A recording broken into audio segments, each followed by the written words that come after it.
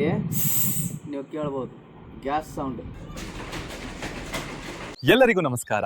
ಹಸಿರು ಉಸಿರು ಚಾನೆಲ್ಗೆ ಸ್ವಾಗತ. ಟೆರೇಸ್ ಗಾರ್ಡನಿಂಗ್ ಕುರಿತು ಇನ್ನಷ್ಟು ತಿಳಿಯಲು ದಯವಿಟ್ಟು ಸಬ್ಸ್ಕ್ರೈಬ್ ಬಟನ್ ಒತ್ತಿ. ಇವತ್ತು ಮನೆಯಲ್ಲೇ ತಯಾರಿಸಬಹುದಂತ ಒಂದು ಶಕ್ತಿಶಾಲಿ ಆರ್ಗ್ಯಾನಿಕ್ ಸೊಲ್ಯೂಷನ್. ಇದಕ್ಕೆ ನಾವು ಬಯೋ ಎಂಜೈಮ್ಸ್ ಅಂತೇಳಿ ಕರಿತೀವಿ ರೀ. ಅಂದ್ರೆ ಲಿಂಬು, ಆರೆಂಜ, ಸಂತ್ರ, ಮೋಸಂಬಿ ಇವು ಸಿಟ್ರಸ್ ವೆರೈಟೀಸ್. ಇನ್ನು ಈರುಳ್ಳಿಯ ಸಿಪ್ಪೆ, ಬೆಳ್ಳುಳ್ಳಿ ಅಥವಾ ಬೆಳ್ಳುಳ್ಳಿ ಸಿಪ್ಪೆ ಇವುಗಳಿಂದ ಸಹಿತ ಏನಪ್ಪ ಅಂತಂದ್ರೆ ನಾವು ಬಯೋ ಎಂಜೈಮ್ಸನ್ನು ತಯಾರು ಮಾಡ್ಕೋಬೋದು.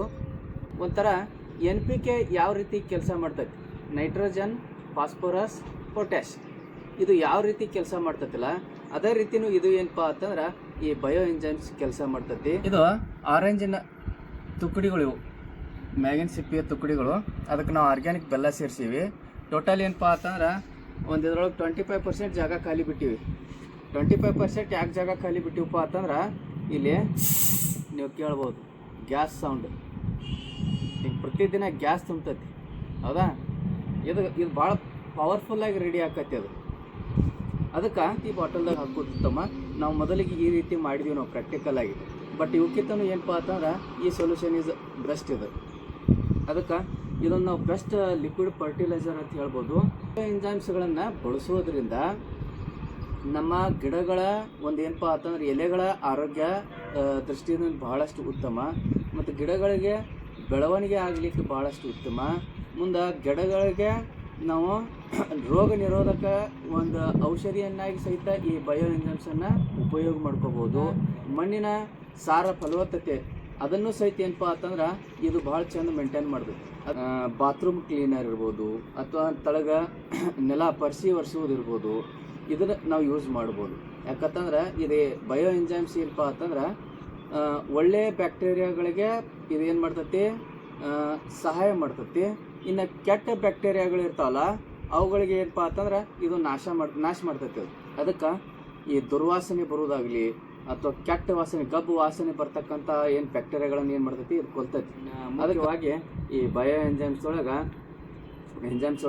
ಪ್ರೋಟೇಸ, ಆಮ್ಲಾಸ, ಲಿಪೇಸ್ ಅಂತಕ್ಕಂಥ ಕೆಲವೊಂದು ಎಂಜೈಮ್ಸ್ಗಳಿರ್ತಾವೆ. ಇವು ಕೊಳೆ, ಎಣ್ಣೆ ಒಂದು ಗಲೀಜನ್ನು ಇವುಗಳನ್ನೆಲ್ಲ ಏನಪ್ಪ ಅಂತಂದ್ರೆ ಸ್ವಚ್ಛ ಮಾಡ್ತಕ್ಕಂಥ ಒಂದು ಶಕ್ತಿಯನ್ನು ಹೊಂದಿರ್ತಾವೆ. ನಾವೀಗ ಆರೆಂಜದ ಸಿಪ್ಪೆಗಳನ್ನು ಸಣ್ಣ ಕಟ್ ಮಾಡಿದಂಥ ಪೀಸ್ಗಳನ್ನು ಇದ್ರೊಳಗೆ ಹಾಕಿದ್ವಿ. ಅದೇ ರೀತಿ ಇಷ್ಟೇ ಪ್ರಮಾಣದ ನಾವು ಏನು ಮಾಡ್ಬೇಕ್ರಿ, ಬೆಲ್ಲವನ್ನು ಇದ್ರೊಳಗೆ ಹಾಕ್ಬೇಕ್ರಿ. ಇಲ್ಲಿವರೆಗೆ ನೀರನ್ನು ಹಾಕಿಟ್ಕೋಬೇಕು.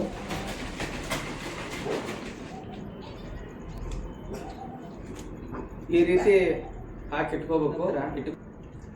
ಇದನ್ನು ಸರಿಸುಮಾರು 60ರಿಂದ 90 ದಿವಸಗಳವರೆಗೆ ಬಿಡಬೇಕು. 10 ದಿವಸ ನಾವು ಏನು ಮಾಡ್ಬೇಕ್ರಿ ಅಂತಂದ್ರೆ ದಿನಾಲು ಪೂರ್ತಿ ಈ ರೀತಿ ಈ ಮ್ಯಾಗಿನ ಟೋಪನ್ ಓಪನ್ ಮಾಡಬೇಕು. ಅಂದ್ರೆ ಗ್ಯಾಸ್ ಹೋಗ್ಕತಿ ಮತ್ತು ಅವಾಗ ಏನು ಮಾಡಬೇಕು, ಬೂಚನ್ ಈ ರೀತಿ ಟೋಪನ್ ಹಾಕಿ ಪ್ಯಾಕ್ ಮಾಡಿ ನೆರಳು ಪ್ರದೇಶದೊಳಗೆ ಇದನ್ನು ಇಡಬೇಕಾಗಲೇ ನೀವು ನೋಡ್ರಿ, ಇವು ಸರಿಸುಮಾರು 2.5 ತಿಂಗಳಿಂದ 3 ತಿಂಗಳ ಹಿಂದೆ ಮಾಡಿರ್ತಕ್ಕಂಥ ನಮ್ಮ ಮನೆಯಲ್ಲಿ ವೇಸ್ಟ್ ಉಳಿದಿರ್ತಕ್ಕಂಥ ಲಿಂಬು ಪೀಸ್ಗಳನ್ನು ಹಾಕಿ ನಾವು ಫರ್ಮೆಂಟೇಷನ್ ಮಾಡಿಸಿ ಈ ಒಂದು ಬಯೋ ಎಂಜೈಮ್ ರೆಡಿಗೈತಿ.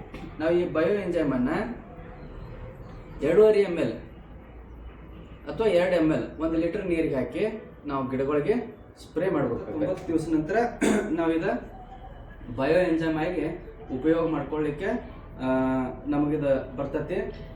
ಅವಾಗ ನಾವು ಇದನ್ನು ಏನು ಮಾಡಬೇಕಪ್ಪ ಅಂತಂದ್ರೆ ಗಿಡಗಳಿಗೆ 2.5 ml 1 ಲೀಟರ್ ನೀರಿಗೆ ಹಾಕಿ ಸ್ಪ್ರೇ ಮಾಡಬೇಕು. ಮುಂದೆ ನಾವು ಗಿಡಕ್ಕೆ ನೀರು ಬಿಡಬೇಕಾಗಿತ್ತಪ್ಪ ಅಂತಂದ್ರೆ 1 ಲೀಟ್ರಕ್ಕೆ 3ರಿಂದ 3.5 ml ನೀರೊಳಗೆ ಹಾಕಿ ನಾವು ಗಿಡಕ್ಕೆ ಸ್ಪ್ರೇ ಮಾಡ್ಬೋದು.